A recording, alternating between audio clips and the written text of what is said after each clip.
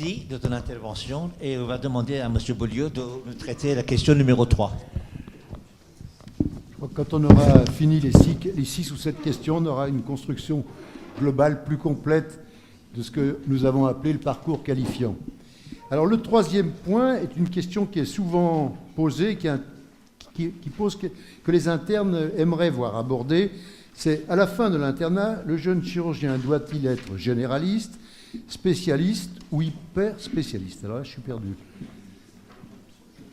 Donc, question 3.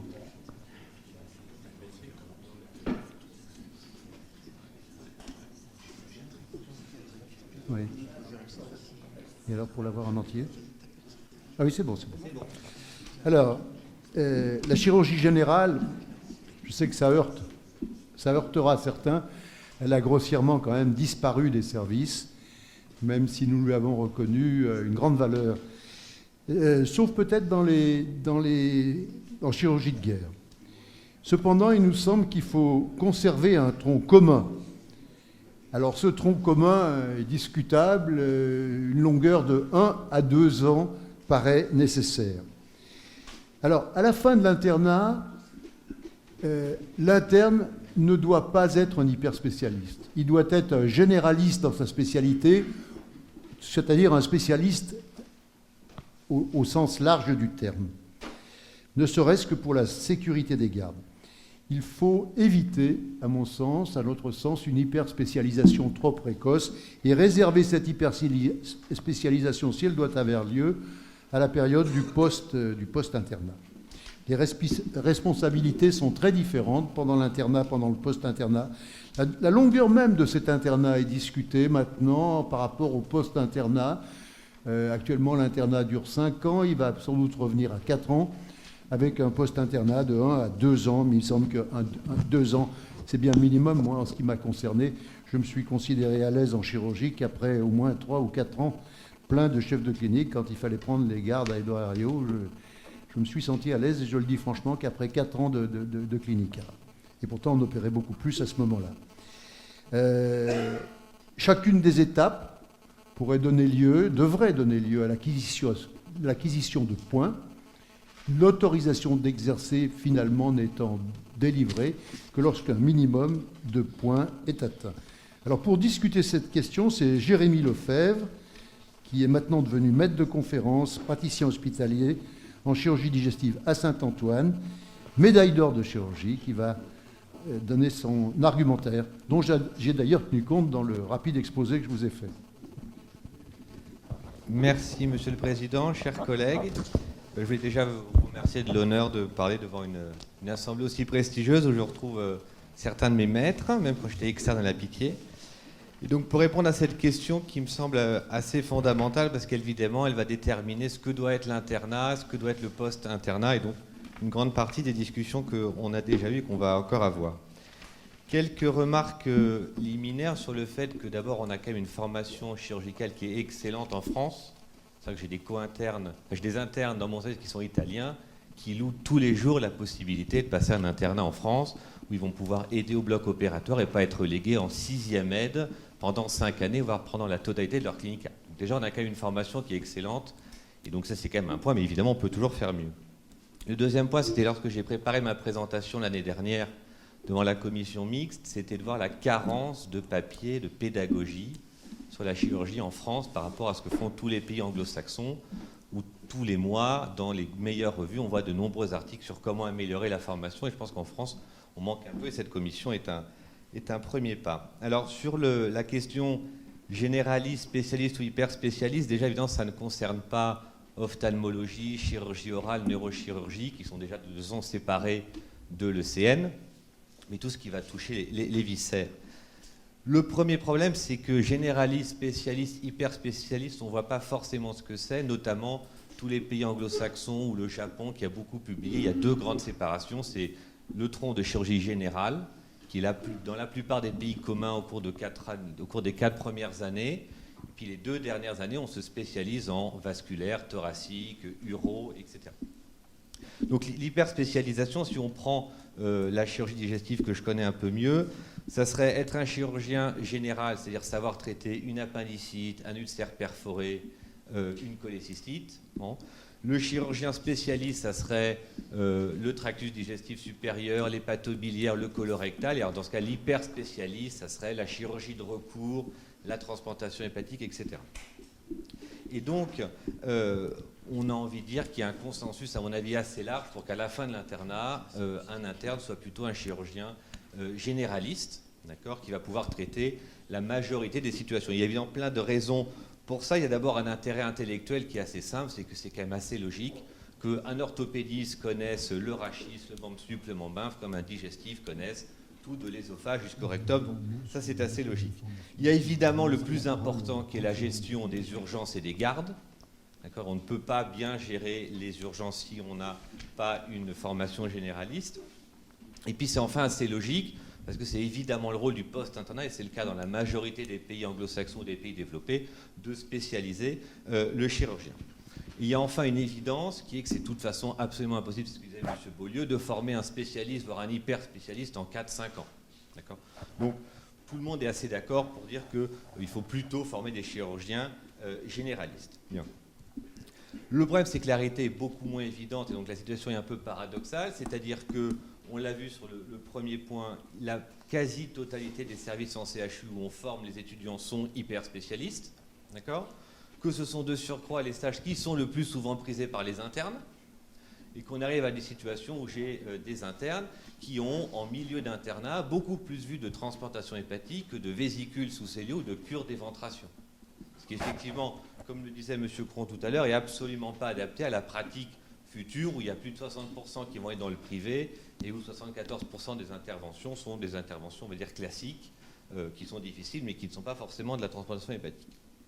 Donc, ce qu'on peut proposer pour essayer d'améliorer ça, c'est, à mon avis, la base de tout, c'est le carnet de stage informatisé, d'accord, où l'interne de la première année à la 5e année va pouvoir noter les interventions sur lesquelles il a participé, qu'il a faites en premier opérateur, suivi par le coordinateur qui, en permanence, peut voir à peu près ce qu'a fait chacun des internes qui sont en chirurgie digestive, par exemple, pour suivre leur évolution.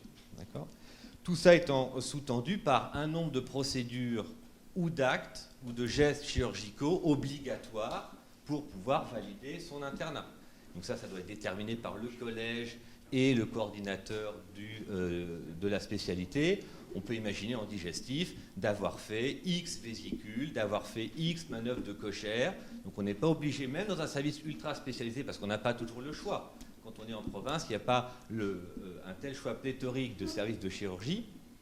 Mais même dans un service d'hépatobiliaire extrêmement pointu, faire apprendre à un interne une manœuvre de Kocher 3-4 fois ou savoir clamper une artère ou une veine porte en cas de problème, c'est facile, c'est faisable.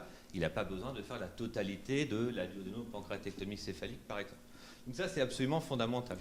Et quand on regarde ce qui se passe aux États-Unis et au Japon, il y a un tableau avec le nombre d'interventions qui doivent être faites. C'est aux alentours de 350 interventions, pas toujours en premier opérateur, évidemment, mais en tant qu'aide sur la plupart des organes, notamment digestifs. Donc c'est quelque chose qu'il faut absolument qu'on fasse. Le deuxième point, c'est que si on veut avoir des chirurgiens généraux, on pourrait imaginer de séparer les services en services généralistes au début de l'internat et services spécialistes en fin d'internat, mais c'est absolument impossible d'imaginer que des chefs de service vont accepter d'être considérés comme des services formant des chirurgiens généralistes, donc de début d'internat, donc n'ayant que des jeunes internes pendant toute leur vie, avec le problème du choix du chef de clinique, etc. Donc ça, c'est absolument impossible. En revanche, si la réforme que propose M. Hidan est adoptée, il faudrait imaginer un internship comme font les Américains, c'est-à-dire qu'après avoir passé le CN, il y a déjà plusieurs mois avant de commencer l'internat, et pourquoi pas la première année de l'internat, on pourrait imaginer que les internes tournent tous les 4 mois en faisant urologie, vasculaire, thoracique, digestif, orthopédie, etc., pour avoir, avant de commencer leur vraie spécialité et leur vrai apprentissage de la chirurgie pendant 4 ans, une vision assez globale de tout ce qui se fait pour savoir s'occuper d'un drain thoracique, d'un drainage vésical, etc., etc., etc. Et donc tout ça est sous-tendu probablement par un coordinateur qui puisse suivre les étudiants avec le carnet et probablement, parce qu'il y a une littérature qui est de plus en plus importante là-dessus, un mentor qui pourrait être par exemple un maître de conférence, donc à la transition entre le chef de service ou le professeur qui parfois effraie un peu l'interne, et dont il aura probablement plus de difficultés de se confier, qui pourrait lui suivre pour l'aiguiller en disant il te manque tel ou tel type d'intervention, va plutôt là, etc. Voilà ce qu'il faut que tu travailles, que ce soit dans les écoles de chirurgie ou dans les services. Voilà, je vous remercie. Merci beaucoup. Monsieur Beaulieu voulait dire quelques mots. J'ai rencontré François-Noël Gizy, qui est le président de Claude Bernard Lyon 1, il y a juste avant la séance, une vingtaine de minutes avant. Et il me disait, il souhaitait qu'on parle des maquettes de formation. En effet, c'est une question adjointe à celle que nous traitons actuellement. Il est clair que, par exemple, en digestif, faut-il vraiment obliger les internes à faire un semestre ou deux, comme c'était le cas de mon temps, d'orthopédie? Alors, vous allez voir que le problème se pose. Jean-Louis Pex, à Lyon, a autorisé les internes à ne pas faire d'orthopédie. Et ils n'ont pas été validés par le Conseil de l'Ordre, parce qu'il faut faire l'orthopédie au niveau de la classification, au niveau des règles nationales. Donc voilà, j'introduis la discussion, et ça va faire un sujet intéressant. Roland, il va répondre, mais je crois que c'est une question qu'on va aborder. Vas-y. La question numéro 6. Vas-y. Bonjour à tout le monde, et je suis très heureux de venir dans cette maison, même si on ne m'y voit pas très souvent, mais les occupations sont quelquefois importantes. Alors, le Conseil de l'Ordre, je suis désolé, Jacques, c'est le ministère qui impose par décret la liste des semestres qui doivent être faits par un interne pour qu'il ait le droit de faire des remplacements. Et les coordonnateurs de chirurgie générale ont pris sur leur bonnet, seuls, sans modifier la maquette qui date de 2004, où sont spécifiés les semestres, ils ont décidé seuls de changer la maquette. Alors ça passe pour le DES, puisque c'est le doyen qui signe, et que si le doyen ne regarde pas les stages validés, bon, mais s'il ne regardait pas les stages validés, les DES passent. Mais par contre, le remplacement se fait avant le DES. Et là, le candidat doit remettre au conseil départemental de l'ordre la liste des semestres qu'il a fait, et le conseil doit vérifier que les semestres indispensables sont bien accomplis pour un problème de responsabilité. Donc, je suis allé plusieurs fois au ministère, on travaille là-dessus pour essayer de faire changer l'annexe du décret qui définit tous les semestres que les internes doivent faire. Mais ça n'est pas anecdotique, hein. J'en ai parlé avec Jean-Louis Pex, mais c'est vrai pour toute la France, parce que je crois, à tort, les coordonnateurs ont pris une décision qu'ils auraient dû faire entériner, au moins par la conférence des doyens, et au mieux par le ministère. Oui, mais il faut reconnaître, Roland, je suis tout à fait d'accord avec toi, mais il faut reconnaître que le degré d'inertie, de changement qu'on a en France, fait que moi je considère que les coordinateurs ont été courageux, parce qu'il faut à un moment donné faire un clash pour que ça avance. Sinon, ça n'avance pas. Le problème, il est là. Et je sais qu'en urologie, on n'a pas ce problème-là parce que maintenant, nous, on a exigé d'avoir des gardes séparés. Mais on a décidé que pour l'orthopédie, pour faire les remplacements, s'ils n'avaient pas fait d'orthopédie, ça n'avait aucune importance. Oui, je sais bien. Mais on a pris exprès ce point-là pour faire bouger les choses. Parce que si, sous prétexte que le ministère n'avance pas, parce que personne ne s'occupe, parce qu'il y a d'autres choses plus importantes, de faire avancer ce chose-là, on ne bougera jamais. Et dans 50 ans, on sera tous morts, et ça sera toujours pareil. Donc je crois que c'est important. L'autre point sur lequel je voulais insister, c'était, et d'ailleurs tu l'as très bien dit, c'est le rôle très important du coordinateur. Et je pense que là, on doit, et beaucoup de coordinateurs doivent battre leur cool, parce que un coordinateur, il devrait connaître quasiment tous les internes qu'il a sous sa coupe pendant l'internat. Alors je pense qu'il tout seul, ça devient difficile dans certaines interrégions importantes, mais le fait de gérer, comme tu l'as évoqué, les internes par le coordinateur est très important. Et je pense qu'il faudrait qu'il y ait au niveau à Paris, on avait la chance d'avoir un doyen qui était très efficace pour ça, mais le fait d'avoir quelqu'un qui s'occupe des coordinateurs et de valoriser le travail des coordinateurs, qui n'est pas du tout valorisé, est quelque chose d'important, parce que sinon, les internes sont laissés un peu avec pas de référent. Merci beaucoup.